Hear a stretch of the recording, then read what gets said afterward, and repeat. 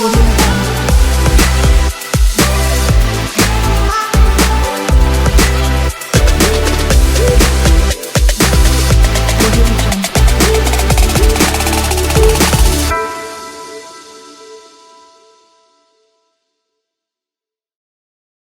everyone, welcome back with a new lecture with how to calculate measurement uncertainty for microbiological measurements.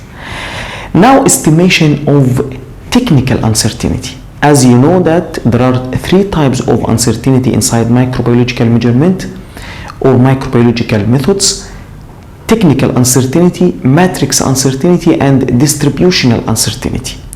Technical uncertainty is the largest value, and you can depend only on calculation of technical uncertainty because matrix and distributional uncertainty will be included also inside this calculation.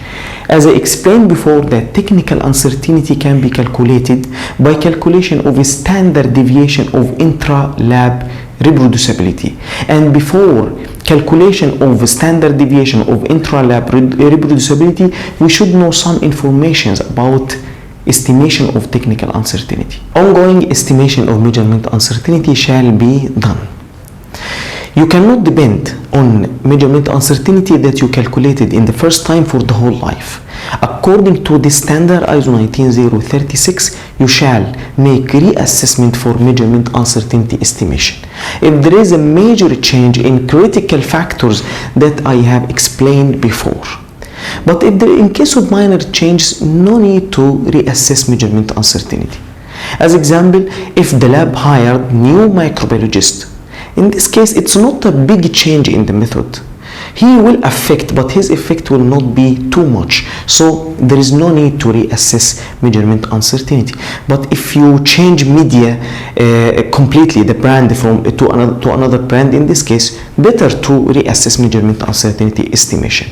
Or I can find that will be better also as a recommendation for myself to make that periodically, to write in the procedure for measurement uncertainty estimation that you will reassess measurement uncertainty estimation every 3 years, and that will be mandatory in case of any changes that will happen. So you will collect all of them in this time. For 3 years you will not do, but after 3 years you will start again reassess for measurement uncertainty estimation. 3 ways have been mentioned in this standard to calculate standard deviation. First option, intra-lab reproducibility. I explained before the difference between inter-lab reproducibility and intra-lab reproducibility. Intra-lab reproducibility within the same lab. So different analysts will make repeatability but for long time scale. So this is intra-lab reproducibility, and you will get standard deviation for reproducibility. And second option, reproducibility derived from results of a method validation inter-lab study. Inter-lab study for the method validation, for validation of any method, that will be between different laboratories, and you will get standard deviation also. Option 3, reproducibility derived from results of inter-lab proficiency testing.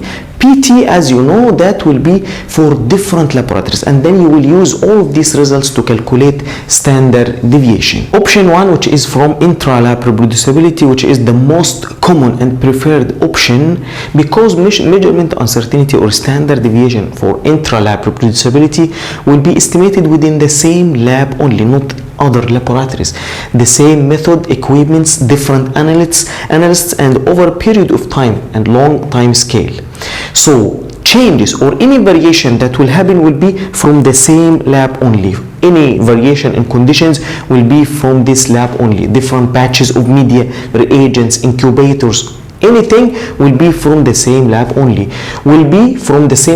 not because of other laboratories. So measurement uncertainty in this case will be much more representative for the conditions of the lab, and also uncertainty sources from the same lab. But how to estimate measurement uncertainty using this option?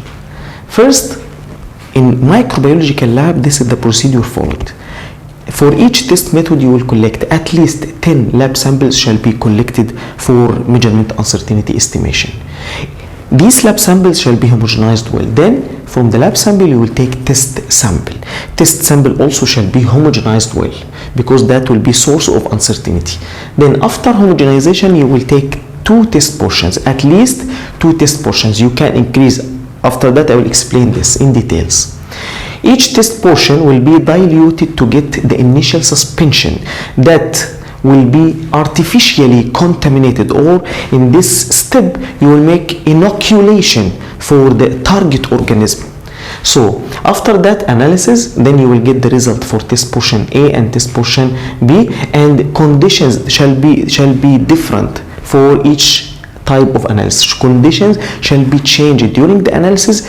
Every analyst shall make variation in conditions to get different result between both of them. So first step, for each test method, at least 10 lab samples shall be collected to be analyzed for measurement uncertainty estimation. But you should know some points. First point, this estimation can be based on a single matrix, only single matrix. There is no need to make this estimation with all matrix that you analyzed inside the lab.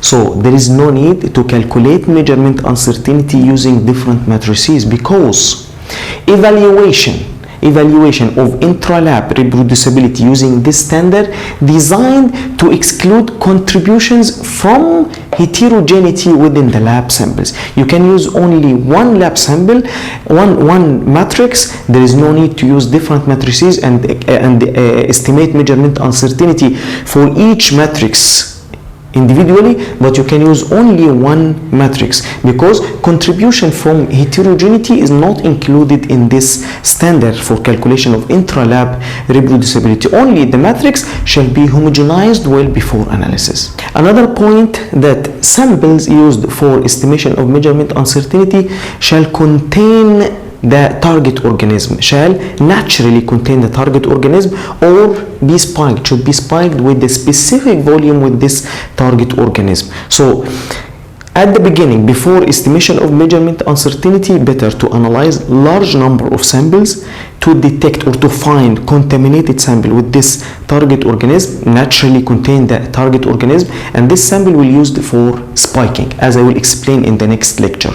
Or you can use reference sample from another company or another company which is accredited, and this sample will be used for spiking of all initial suspensions. And also, when you collect lab samples should be chosen to cover the expected variation, natural variation in contamination levels. You cannot select all lab samples with the same contamination levels. There should be different or variation, natural variation in contamination levels. And log transformed data. After you count the colonies, you will find 100 and maybe 90, maybe 200 something. So you need to normalize that, the intra-lab reproducibility variance, this variance between the results. So to normalize the intra-lab reproducibility variance, you shall calculate log 10 CFU gram or ml. So log transformed data shall be used for calculation to normalize the intra-lab reproducibility variance. So it's not necessary to repeat the experimental protocol when you calculate or you count the colonies and you will find 100 and 200. There is no need to again repeat the experimental protocol, but you will calculate log 10 CFU gram or ml. So there will be, these results will be near 1 point something and 2. So for contamination levels, however, where possible, as I said before, that lab samples should be chosen to cover the expected natural variation in contamination levels. So at least at the beginning, for each test method, at least 10 lab samples shall be collected to be analyzed for measurement uncertainty estimation. Then you will take test samples, lab samples, and test samples. In preparation of lab or test samples, they should be homogenized well before taking test portions to reduce the effect of matrix from imperfect mixing. So distribution of organisms in the whole sample will be closed, so the results for test portions also will be closed, and that mentioned in ISO 6887. And from each test sample you will take at least 2 test portions shall be taken from each test sample to be analyzed. And you should know that by increasing number of measurements for each sample, number of data collected also will increase and will cover more sources of uncertainties due to different conditions that will happen during the calculation or estimation of measurement uncertainty. So it's better to analyze the samples, test samples, by all microbiologists inside the lab. And in this case, you will get more data or more results, and all of these data will cover most of uncertainty sources inside the lab due to different conditions. After you will dilute the sample, you will get the initial suspension, and this initial suspension can be artificially inoculated or naturally. In the next lecture, inshallah, I will explain how to make artificial inoculation in details. Thank you, and see you in the next lecture.